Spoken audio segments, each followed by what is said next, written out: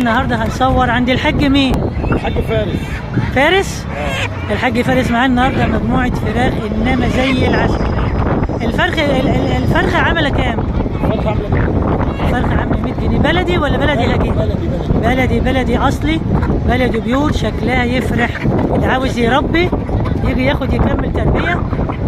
هو فراخ شمورتي زي العسل. اللي عاوز يجي يلا يجي عند الحاج فارس في سوق العجيزي يوم الجمعة.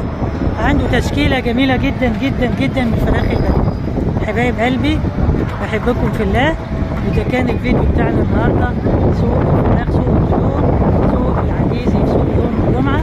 الفراخ هنا شكلها جميل. اللي عاوز يجي يشتري من عند الحاج فارس في سوق العجيزي. حبايب قلبي ده كان الفيديو بتاعنا النهارده. بحبكم في الله ويسعدني اشتراككم في القناة عشان القناة تعلى بيكم مع لايكات كتير عشان يوصلكم مني كل ما هو جديد. حبايبي إلى أن نلتقي في فيديو آخر جديد.